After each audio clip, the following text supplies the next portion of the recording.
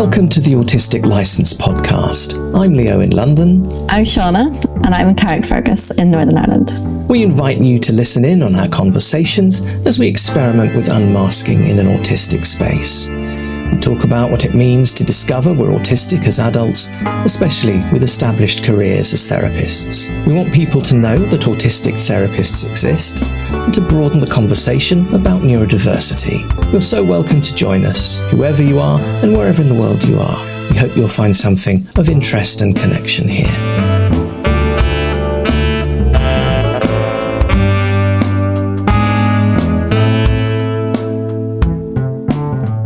Well, I've got a painter in my house, and he's just put the paint on the walls. He was doing ceilings yesterday, which is quite boring because they're white, but he's just put the paint on the walls. And I got the same colour for the skirting boards as well, which he wasn't sure about.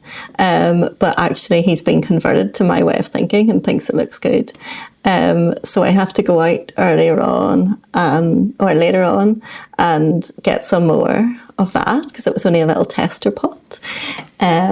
So that's very exciting. I do like nice walls. As you know, I've been banging on about needing walls. This is it. There's a bit of backstory here just about the amount of time you've had to wait to do this. And that flipped up against how is it to have your whole environment be different, because that instinctively feels like a discomfort. Well, not for whenever, us and our neurokin. Yeah, but not whenever you've been like planning for it for months on end and you've like stuck samples up on your walls for a long time, and you've done like that whole process, then you're kind of ready for it. So yeah, I don't know how much of the backstory I want to go into, but I guess it's part of the whole like.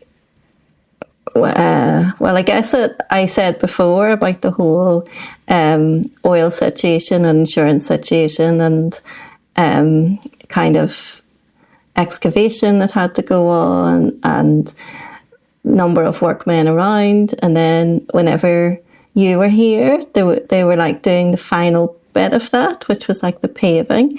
But actually all the uncertainty of all of that meant that I delayed all other work that I had wanted to get done to the house because I just was never quite able to relax into believing that all of that outdoor stuff would work out. So then obviously if there had been a problem with that, then financially I would have needed the contingency that I had already set aside for the interior stuff. And the interior stuff was already put on hold, first of all because of COVID, and then because of personal circumstances. So basically it has just been put on hold for about 4 years, and it's really difficult for me aesthetically, and I think that's maybe as an autistic person, I don't know, but it's really difficult for me aesthetically to live in an environment that was not done by me. So like it was for the people who lived here before. Right. Yes. So it just was not ever me, and it always felt like my stuff was in an environment that wasn't me. And that's really hard, but it had to go on and on and on and on and on for so long. So now finally I get to like gradually make it me, and it will be gradual because I can't turn everything upside down at once. So maybe maybe that's like a autistic thing about it. I can do it kind of room at a time and, you know, dismantle that room and then go on to the next room. And I won't do them all at once now in a row. This is more like the kind of public areas.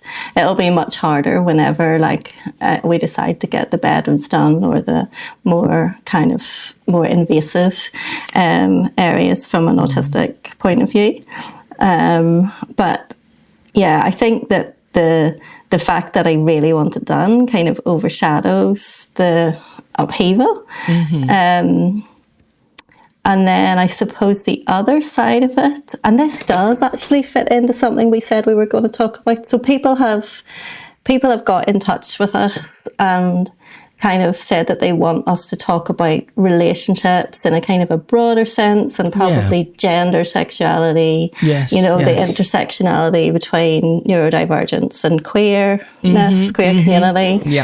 And this is going somewhere. So linking in my head is that actually the process of redecoration is also connected to my own circumstances changing, my relationship circumstances changing. And so there's kind of part of that process that was also like a kind of a closure or an ending process with still my husband, but that he doesn't live here anymore. So part of that was like taking things off the walls and like some stuff that we actually packed up that will never go back, and that we need to kind of work out what we're doing with and where we're storing it.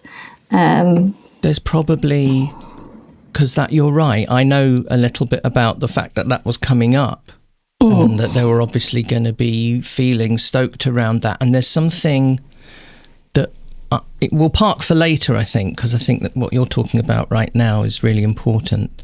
But how we can, and is this a neurodivergent specific thing? It feels like it is, that we can kind of package certain emotions and emotional experiences up with things, material things. And that seems to me to be quite an important and necessary process of how we handle big feelings sometimes. Does that mean anything? Does that mean anything that may be specifically neurodivergent, do you think? I've never thought about it before as being neurodivergent, but you could totally be onto something. That there's so much significant attached to objects, and maybe it's about all of the memories that of when you got the objects together, as well as obviously the more obvious ones, like, our wedding photograph and pictures of times when we were together. Like, that's probably the things that most people would think about when they're talking about relationships stuff. But maybe for neurodivergent people, because we have so many associations with every single thing, that like then even furniture or bits and pieces has so much attached, because you just remember all of that, which maybe other people don't remember and don't associate. I wonder if that's one of the necessary functions then of our ability, superpower, whatever, obsession. Oh, there's a car backfiring very loudly outside my flat. Of categorizing, and ordering. That it's actually also not just a way of, because we often talk about that as taking control of a chaotic world by putting very specific things around us in order. But also there is the feeling of emotions being sometimes too strong or overwhelming, just generally. And so that maybe again by categorizing, sorting, attaching some of those feelings to tangible things, that also gives us a sense of comfort around things that may otherwise feel overwhelming or out of our control, perhaps. Yes to all of that. And I've never thought about all of that, put all that stuff together before. And the other thing that occurs to me as another layer on top of that, if we want to go there at some point, is something around ritual. Yeah, definitely the ritual. We were very aware of that. It's very attractive, I think, to many of us. Yeah. Whether it's kind of something established that you might get through the religion you're brought up in, or something cultural, or something that you make up by yourself just to mark something. I'm thinking of and I don't know if you think we should include this, but I'm thinking of my first marriage. So I'm married now, but I was married also before, and that was some nearly 30 years ago, actually, that ended. But I invented a little ritual. This is wonderful. Please tell the listeners about this. Okay. So I'm talking about my early to mid 20s here. So that, as I say, is 30 years ago. And the marriage ended, and I'm obviously not going to go into any identifiable details about that here, but it was not my choice. That's probably important, and therefore out of my control, and therefore as an unaware and undiagnosed autistic person at that time, I realise now that I organised certain milestones in my head to navigate my way through the pain of that. And the final thing was, I knew, so for those, I don't know what the process is like in other countries, but a divorce in this country has essentially 2 stages. There are 2 court documents, if you like, that you get. You get a decree nisi, which is like you're on your way to being divorced. That's going to happen, but it's stoppable in various circumstances. And then there's the day when you get your decree absolute, and that is the day that the marriage ends, and it's a piece of paper. That's it, final. You're not married anymore. And I built up quite a sequence of events that were kind of ritualistic in a way, so that I would really feel that ending. Because the actual ending itself kind of was very sudden and unexpected and traumatic and stuff. So what I decided to do, and I can't remember how long between the decree nisi and the decree absolute, maybe it's like a couple of months, I really can't remember. I started wearing my wedding ring again, which I hadn't for the couple of years leading up to that, so that I could take it off on the day that the marriage absolutely ended, and it would feel weird. I wanted it to feel different. I didn't want it just to be another day. So for whatever it was, several weeks or months, I wore my wedding ring. And then the day that the decree absolute arrived, I wonder if I can find the photograph. Maybe I'll post it. I did 2 things. So it was a work day. I was working at the time as a graphic designer in a little design office. There was about half a dozen of us, and really good friends. I went out at lunchtime with a photocopy. So as a graphic designer, I had access to Photoshop. Early days Photoshop as well. This is mid-90s. So I scanned the decree absolute and I picked out certain phrases and I manipulated them graphically and turned it into a little kind of poster. And at lunchtime I went out and I had that printed onto a T-shirt. Yeah, this is very good. White on black, which I then wore underneath my blazer for the rest of the day. And it was Shrove Tuesday, which again I don't know about how that's celebrated elsewhere, but here it's Pancake Day. So you eat pancakes. So I met a good friend of mine after work, and we with me in my T-shirt, and we ceremoniously went to Hungerford Bridge, which is one of the bridges across the River Thames in central London, which was one of my favourite places. And my friend photographed me throwing my wedding ring into the Thames while wearing the T-shirt, and then we went home and had pancakes and champagne. And that was lovely, because I made it into something enjoyable, but I also made it into something profound that would then feel different.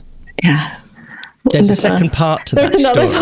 There's another part whenever you were able to use the photograph. Well, so some years later, like 15 years later, I was getting married again.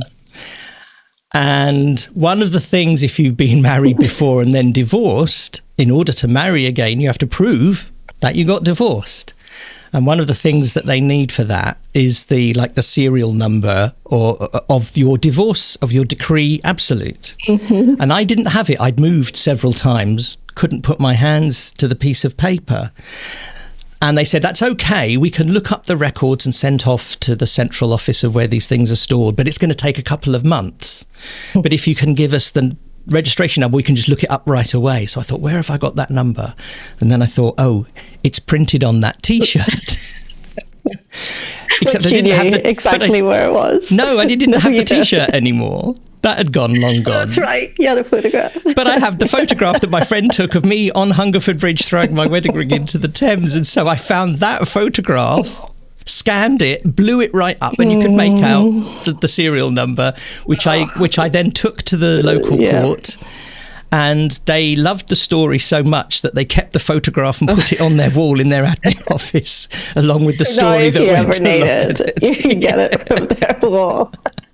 So there's something that I obviously did as an autistic person, that I invented a sequence of events so that I could feel a predictable way at a predictable time. Yeah. And that a certain event that came up would make me feel differently. And I hate the word closure because it's so badly used mostly, but it did give me this ending. It gave me an ending. Yeah. And then it was practically incredibly useful from an admin point of view. So that ticks a lot of autistic boxes. So many, but it's so good. So good. And I just like to put in here, Ricky, whenever we get divorced, do not get a T-shirt made up, put your wedding ring on for 2 weeks and fire it into a river. Okay. And what river? What would the equivalent river be for you? I'm just interested. Oh, I don't know. Ask him.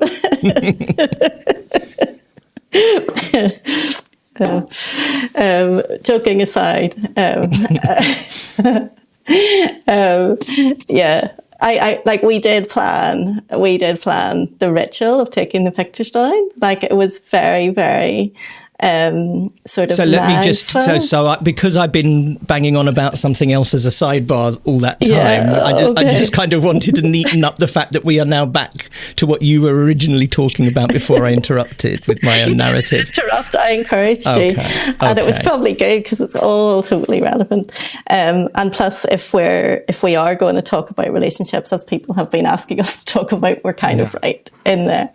But this is you redecorating your house and therefore doing the prep, and so you're saying that was a planned. It was a planned kind of ritualistic experience. Well, we knew it was coming up, actually. So I guess that obviously Ricky and my sort of closure, if you like, is different than the context of yours. Oh yes, absolutely. Very different. Yeah.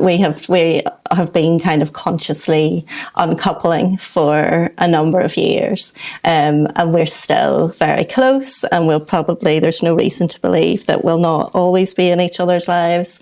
We're just kind of closing the marriage chapter. And I'm just noting that phrase "conscious uncoupling" because that is a therapy phrase, I guess. Well, maybe it's not a therapy phrase; it's just a thing. But I guess it just is like you kind of do it together. Some people do it together in therapy. Ricky and I didn't. We have just done it gradually ourselves. But part of that, like whenever we were planning for the decorating, and the decorating's obviously my choice because I'm living in this house and he's not coming back to live in this house. There's no plans for anything like that. We are on the way. We are separated. We have no plans to get back together. But like, part of that, whenever we were getting the paper, because he came with me to get the paper and is involved in things like that. Yeah. And he had actually said, like, a number of weeks ago, okay, Siana, like, we'll have to spend time getting this house, getting the pictures down, and, there'll be a lot of things to do that weekend, because he kind of plays that role. I tend to not be able to break things down into tasks, but he can. Mm-hmm. So partly it was that. And then he said at that time, and we'll be taking those pictures down. And a lot of those are likely not to go up. Isn't that right? Or something like that. And I guess so he first introduced it into my head that would happen and that needed to happen. But it was like the right time. I just hadn't really got there. But it is really, really interesting to notice that even though we haven't been living together, so we've been kind of separated and not seeing each other as being like partners in that sense for over 2 years, that I have never felt the need to take down from the walls anything of us together, or I haven't felt the need to clear out like stuff that reminds me of him. And I know it's a different situation because we have a close relationship and I don't hate him. So, it's different whenever you need to, if people feel like they need to get rid of all of the memories. But even that kind of really obvious stuff that's really coupley, like I never felt any need or desire to take it off the walls.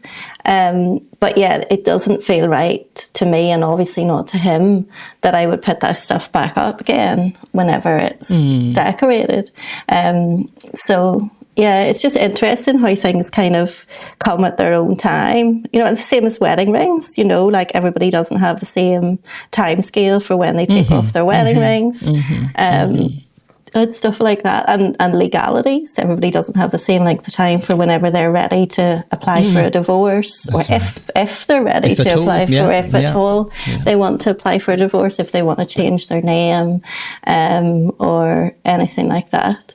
But I don't know if I've wandered off, but I guess the answer to, is it a ritualistic thing? Yes. And is it that the memories are attached to things? Yes, absolutely. Those 2 points that you brought up, and then the emotions that are attached to that.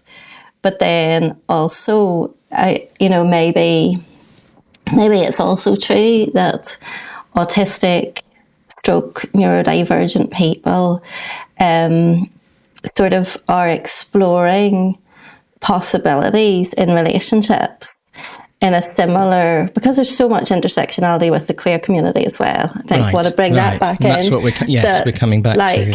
Yes. Maybe we give ourselves more permission to kind of explore or challenge or subvert some of the conventional conservative ways of doing things. Right. Like, everybody that we know is amazed at our relationship, me and Ricky's. Yes. Like everyone is just like, they just don't get it. Like they can see actually that it's very loving and it's very supportive and it's very, it's got so many good aspects in it. Like they cannot deny that. It's the most healthy separation that most people have ever seen in their lives. Right. But they don't get it. They're always like, so you're working at getting back together then? Or when is he moving back in? Or like, they're just, no one gets it because everyone expects that when you separate, you're going to not like each other. Exactly. So that's, as ever, all the stuff. As ever, you've just answered the question that I was drawing breath to ask, which is like, what are the conventions? What is the neurotypical expectation that you are flouting there? Not flouting, that you are subverting, but not intentionally. No. Subverting is the wrong word again, because that does imply intention. You know what I mean? Oh, there's a simple word. That when you do something unexpected. Anyway. Yeah, I don't know what you are confounded. There you go, confounding. Confounding. What neurotypical expectations are you confounding by the way that you have uncoupled or are uncoupling, but also maintaining a relationship, which also important to point out, although our listeners know this, you are parents. You're always going to be the parents of your daughter. That's right. That's right. However, it's not just for that. I guess some people would say, "Oh, exactly. we stay in a civil relationship with each other for the child." That's what I mean. So that's another confounded. But it hasn't been that. Like, it would have happened. Another expectation that's being confounded. The nature of your relationship is not for that purpose, but that is part of it. Yeah, that is part of it. And I won't go into all the details of those relationships because that's not appropriate. But it's not about parenting together that has kept us together. It's the fact that, we've, been together for 22 years, and it's still that kind of... to me, that's still the most important thing. It's not like the number of years that you happen to, live a conventional marriage, whatever the fuck a conventional marriage is. But the years that you could fit in, like you could pass as being a normal married couple, that it's not just about that. Like, it's about the entire relationship, which is 22 years now. And it's the fact that this is a human being, that, we have evolved together, grown up together, gone through so much shit together, so much shit together, like so many stresses, so many difficulties, broke free of religion and the church together, which is massive in our context. Like, just so much stuff that, being married in that kind of conventional way is only a part of it, and doesn't negate, like, not living together or not having that anymore doesn't in any shape or form take away from the fact that it's the longest, most significant relationship that I've ever had. And it just feels so utterly unnatural with somebody like that to cut them out of your life. Like, I can't get my head around why that happens. It's more like me, I'm confounded whenever I look at the rest of the world and how they do things, and I think 20 years or 10 years or even 5 years, it's like how do you do that if you've actually loved that person and you've actually lived alongside that person, no matter what all of that entailed. And like, we certainly weren't living in heaven with our lives or with each other, but I can't get my head around how you can just end something like that and then never see each other again, or major on the bad stuff, or fight over like such and such, I mean, we might fight over the tumble dryer, let's be honest, but apart from that, we're unlikely to have any issues. Well, the cats might be an issue, but they're a bit nomadic anyway, are they not? they do swap between you. When necessary. They sleep at Ricky's house more than Lana does. Yeah, they're there at the minute because of the chicken. Exactly. But I don't want to, as we become a little bit kind of more light-hearted towards the end there. I mean, I am so incredibly moved, and I have been before when you've talked to me about that relationship. And to hear you talking about it now in the way that you are, in that you're really sharing that, because that's not just with me. We know we're talking publicly right now. Yeah, but always when we do these, I'm thinking I might edit some of that. I know. I'm talking to you. I know how it. The possibility, and the listeners can assume that that's how it works. Obviously, that we're not going to say anything that we don't want to say, but. It's not just that I think you're being, really emotionally generous there, and that's moving, because it is. It's so lovely, but you're sharing something that there's intention, isn't there, about us having these conversations where we or you in this case are showing people what's possible that does confound most people's expectations around a relationship and what it can look like. And I find that really moving. And then I suppose Well, I guess I can hear the music rising up underneath me now as we change subjects.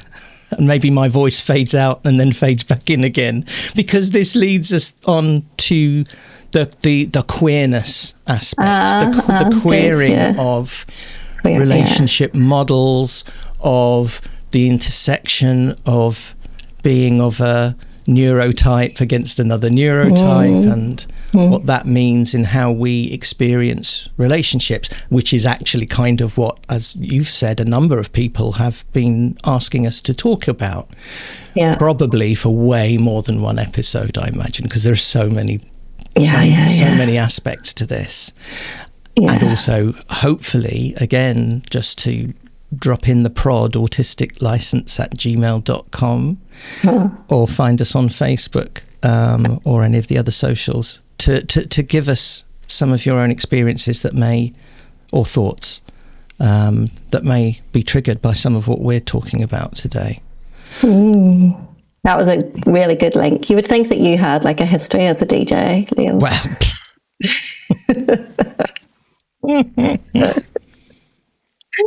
I'll teach the BBC for not taking me onto the producer traineeship program in 1989.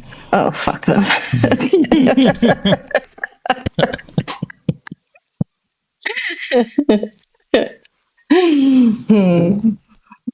Yeah. Okay, cool.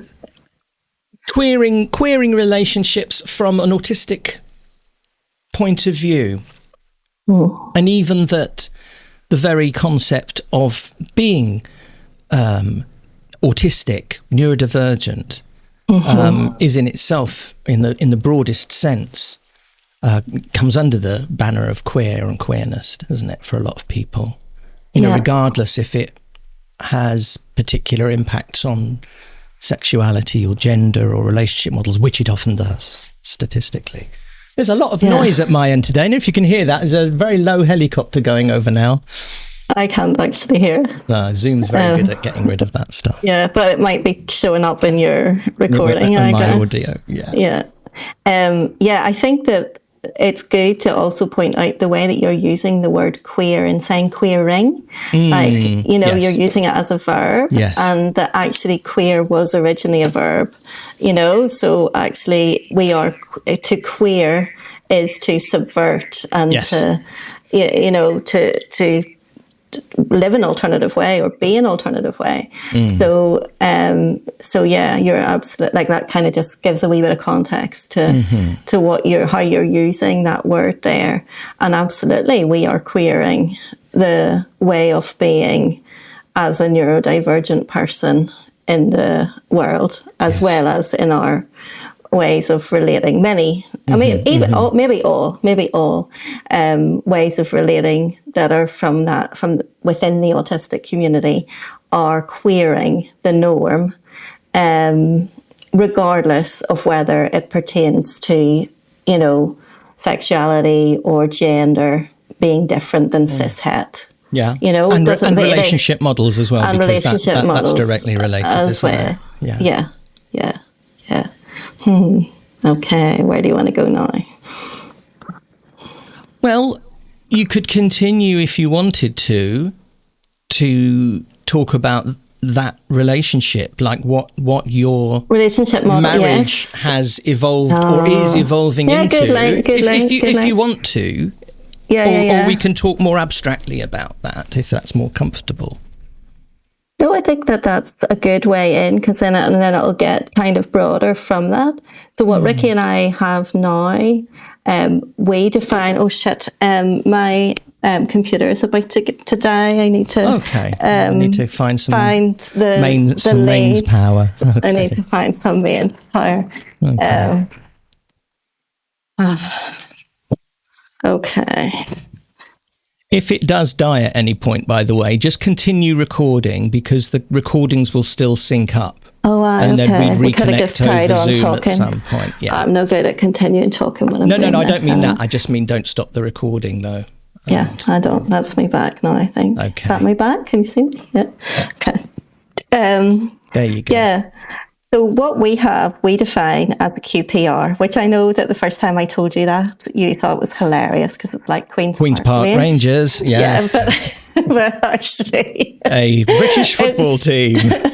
Actually, it's not. We don't define our relationship as a British football team. There aren't enough of you. Yet. So QPR is a queer platonic relationship. And I know that it's kind of, different people have different definitions of that, and that's totally fine. But for Ricky and I, that kind of fits. So it's sort of like a relationship that's more significant than a friendship. We are friends, but it's kind of more than that. There's more commitment in it. There's more interdependence within it. If we were to be involved with anybody else, they would have to know about it and understand it. It kind of feels like more significant in that sort of way, or, it would need to, it kind of features in that way, where you wouldn't, it's not just a friend, and where that, we spend many, many, many hours together every week.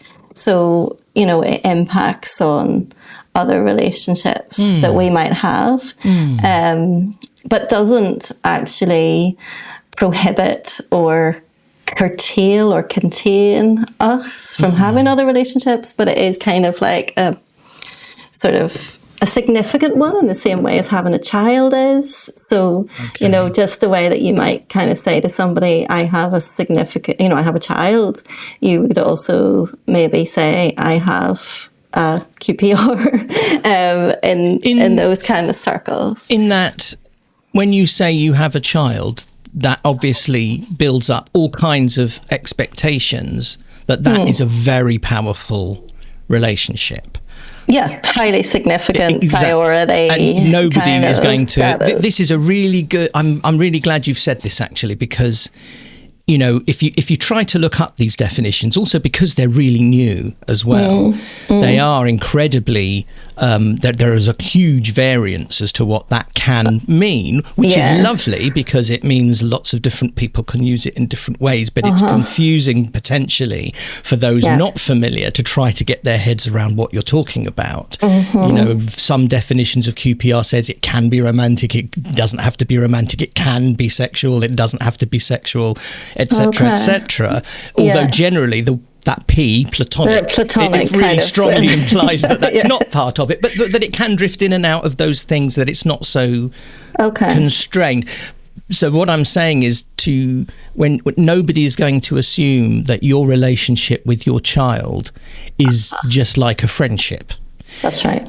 Yeah. They're certainly not going to assume other kinds of closeness, perhaps, but there is obviously, that level of closeness and it's significant. Enmeshment, you could say sometimes.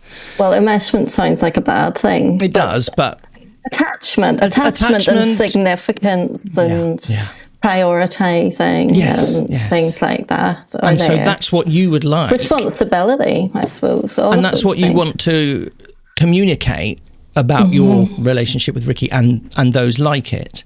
Yes, I think so. Yeah, I think so. But it doesn't, I think by defining it as well, it also, we're totally, each of us has other significant relationships, and it's like it fits within those kind of relationship models where everything's just open and transparent and, consensual. So, it kind of then, with, I don't know, like just other things like ethical non-monogamy or, polyamory, all of those relationship styles are, built on trust and openness and transparency. It's not a case of somebody doing this over there and somebody doing this with somebody else and nobody knowing about everything. So it's within that same idea of if you define and if you're clear and if everybody knows, then people have informed consent about what other forms of relationship they have with other people.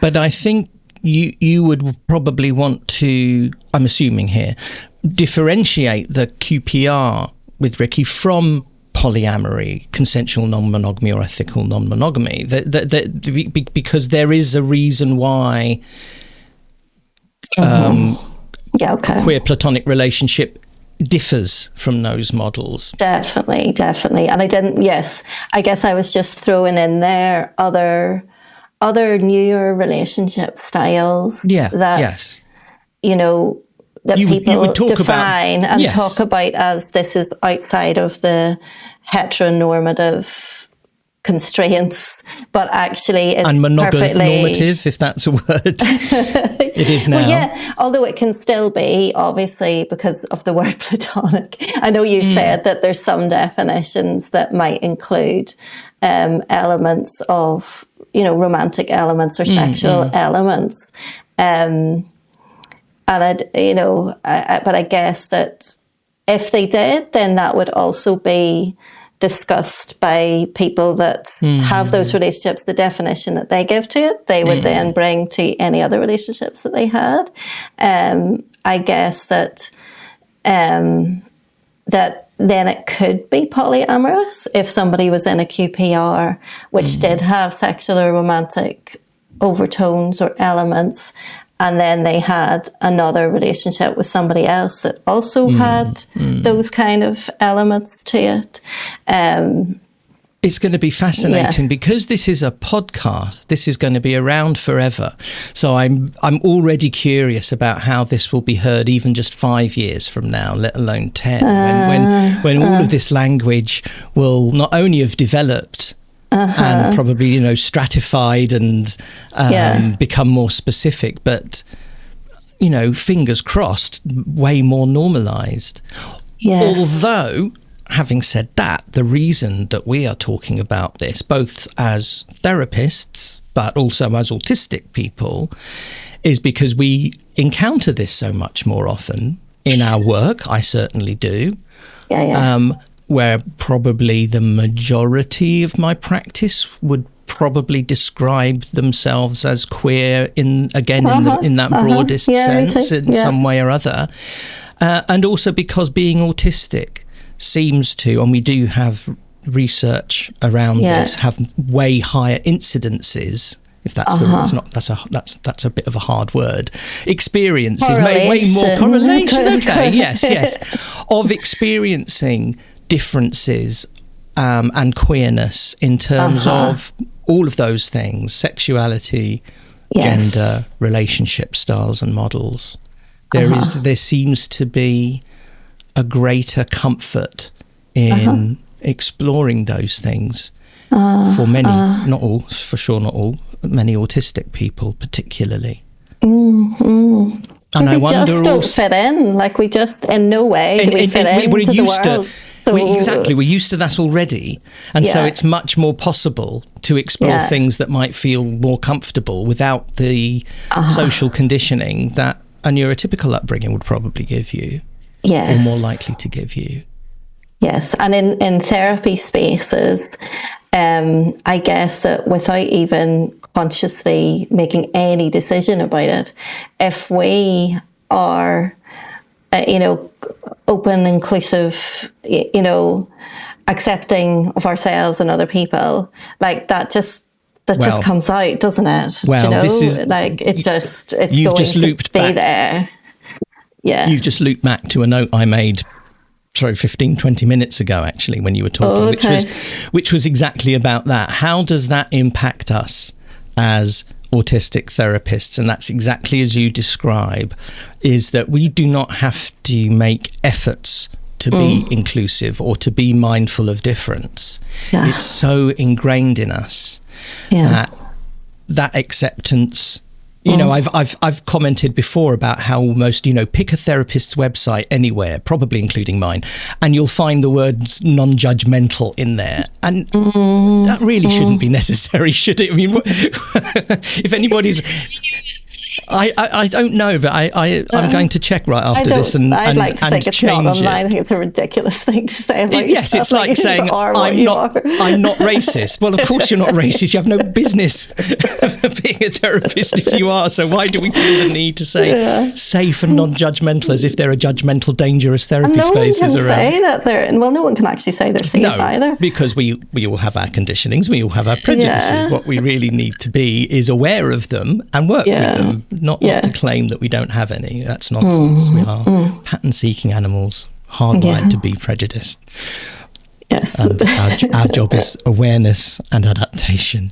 But I have always been fascinated, going back to my practice neurodivergent awareness or diagnosis, or however you want to talk about it, before autism and ADHD was part of my own life and experience, always fascinated with the number of people who would turn up in my practice defining some kind of queer and talking, really easily and comfortably about things that superficially it seems I wouldn't be the person as a white male married person would know about or be able to engage in properly, which can be all kinds of things, as we've been talking about, all the types of queerness, from neurodivergence to sex to gender to relationship styles.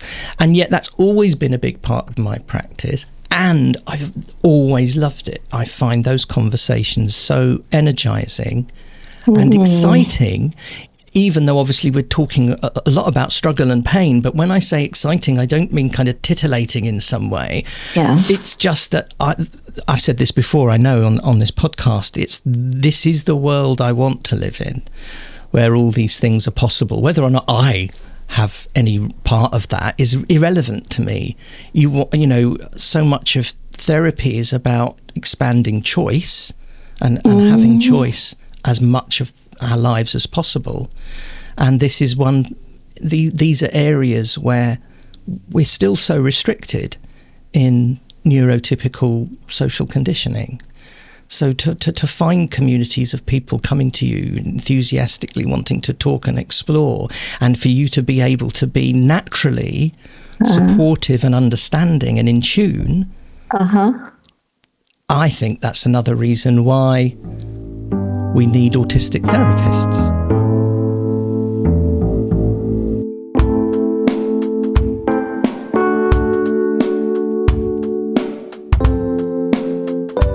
Maybe clients invite you to look at that. Am I actually cis-het?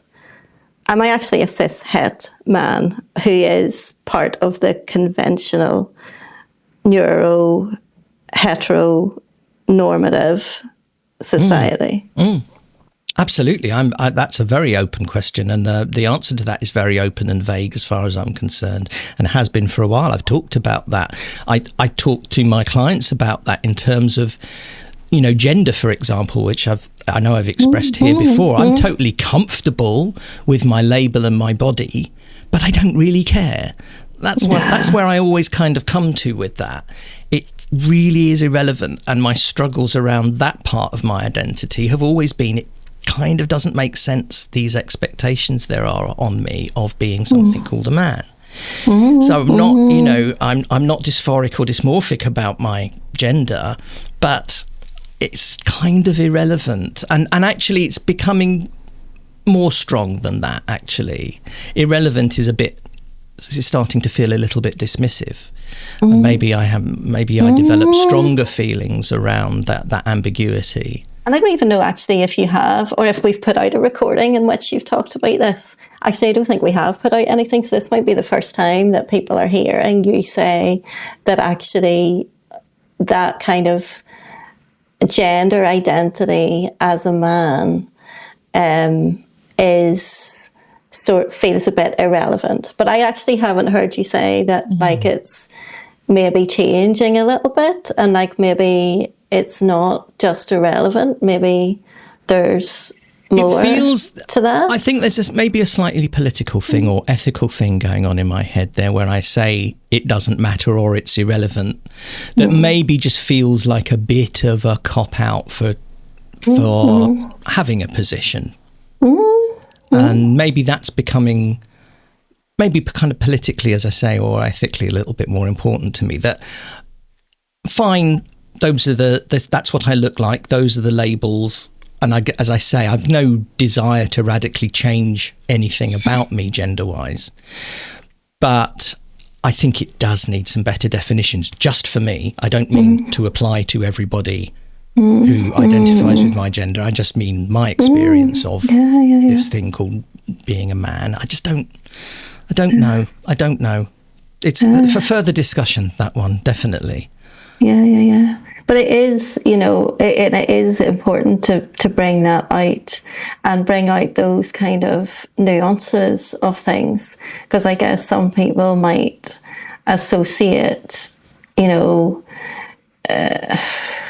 discussion around this. Like some people would jump immediately to like, are you trans or non-binary or anything like that? And actually there's so much more nuances to all of this than that, and what you're saying, and it's not something that I share.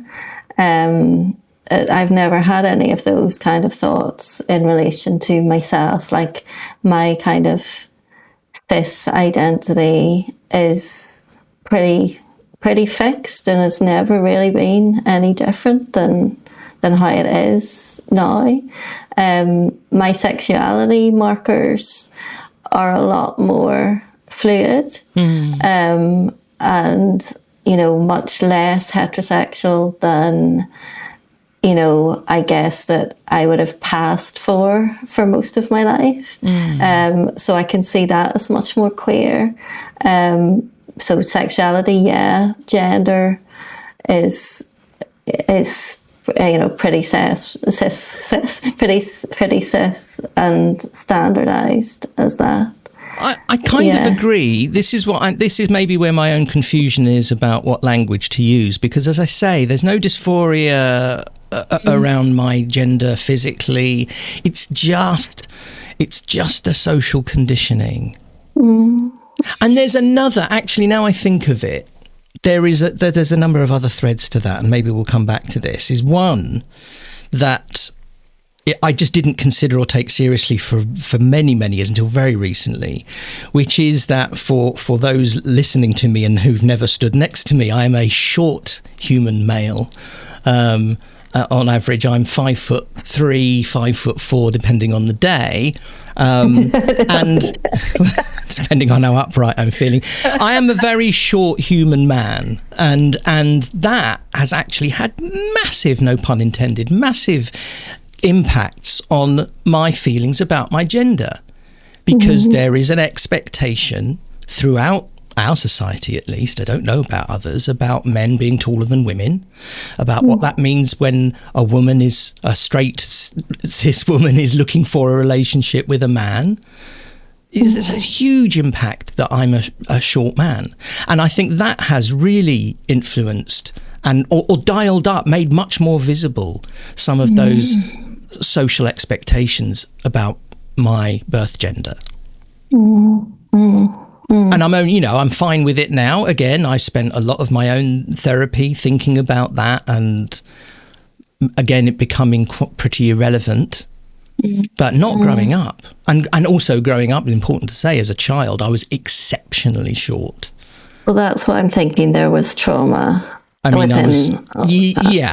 was a patient of Great Ormond Street Hospital for Sick Children, outpatient, but being monitored regularly around my growth because I was so skinny and tiny for my age.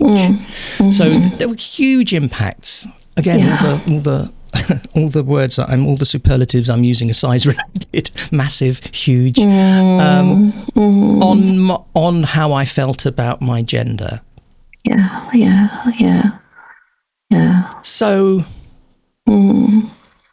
what am I saying then? What are we saying then about our labels, or how we? I mean, for me, it's less about my own labels. It's simply more about how I relate to a largely queer practice of people I work with, and the widest community of people who use that word in whatever way to describe bits of their life or all of their life. Yeah, maybe like everything that we go through, and obviously you went through all of the trauma that you went through in relation to those, that monitoring as a child and everything that was said and everything that was done. You went through all that as an autistic person, of course, which made it all the more different, all the more difficult, all the more challenging, all the more intense. Yes. So that that was all there as well. And as autistic therapists who've done our own work, we, have gone to the very edges of those kind of experiences and know how it feels to be so utterly different that it feels unbearable in many, many, many ways. That's an example. There's other examples of what we've gone to. Being people like that means that when people come into our practices, we don't tell them all of our stories, but they are with people who have gone to the edges of, excruciating human experiences that feel like they would invalidate and eradicate our very core selves. You could apply that to that. I mean, you haven't talked in detail about those experiences, but I do know about some of those experiences that you had. And, because we go there and we've been there, then something in our way of being lets other people know that everything is okay. Everything is containable. Even the most terrible that would make you want to kill yourself, that it's there, and that means even about the things, your core, your sexuality, your identity, your gender, all of those things that are unchangeable. Actually, they're all okay. But we've all been through experiences where we've been told they're not okay. I mean, effectively, your experience as a child really was. This is not okay. He's not growing fast enough, so we have to do something about this. They didn't need to do anything about it. I mean, you caught up, you were on your own time scale, but we've all had those kind of messages. And the people that see us have had those kind of messages. You are not okay as you are, whether that's what you look like, whether that's your size, for some people, whether that's your gender, whether that's the way you do relationships, whether that's the way you speak, whether or not speak, whatever it is, you're too much, you're too much, you're too little, all of those things. We're constantly getting these things. Do not exist as you are. And So you something's just occurred to me there that was an opposite at work for sorry, this is personal again, but it's just occurred to me that I was both, emotionally too much. Melodramatic, overreacting. Physically not enough. So to be simultaneously too much and not enough. How the hell am I supposed to make sense of that? Of course. Yeah. That's an amazing. I'm smiling as I say that because it's such a wonderful revelation that there's that contradiction going on. And of course I couldn't make sense of it anyway, not only just as a human being, but as an autistic one. Yeah. And the emotions that you felt were far too much. No wonder you had meltdowns. Like, is that not actually a very legitimate, very understandable reaction to living in the world? And that's the same for all autistic people that have meltdowns or shutdowns or whatever happens. Like, and some of it we understand and some of it we don't understand. But of course.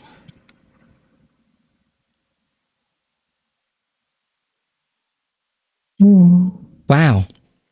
We got through quite a lot of shit right there.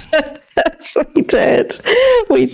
And there's so much to go on my little spreadsheet to kind of pick up on. There's loads and expand there. That was just wonderful. Yeah. Will we say goodbye and stop the recording? I think so. Because that's so, listeners, if you're still with us. Well done for making it to the end. Thank you for being with us to the end.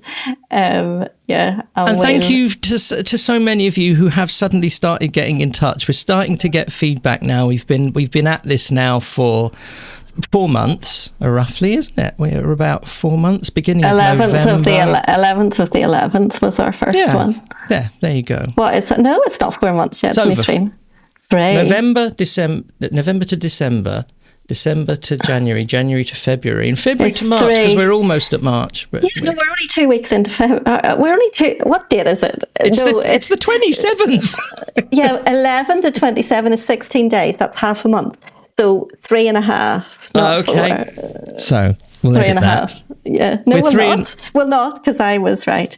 We're well, no, okay. We're both, and it's in the middle of what we said. Because I said 3 and you said 4. We're 3.5 months into the podcast. We're at episode, I think, 15. This will be something like that. And there's been quite an explosion in our following on Facebook, for example. There's a community building there, and people are starting to feedback. And we're, as ever, incredibly grateful for every little bit of contact that you make with us. And anything that you want to feedback or add to what we've been talking about today will be so welcome. Yeah. And that's autisticlicense@gmail.com. Look in the show notes. All the links are in the show notes for this episode. Yeah. And I really look forward to speaking to you, Siana, next time about whatever comes up, because we don't plan these things. Yeah. Take care. Bye-bye. All right. Bye, everybody. Bye-bye. Thank you for listening to the Autistic License podcast. You can connect with us via Instagram, Facebook, at autisticlicense.com, or by email at autisticlicense@gmail.com. At this point, Leo likes me to spell the word license, because we spell it in different ways in different parts of the world. We spell it LICENCE. We also have a thriving Facebook community. You can search for Autistic License Siana and Leo on Facebook, or you can click on the link in the show notes.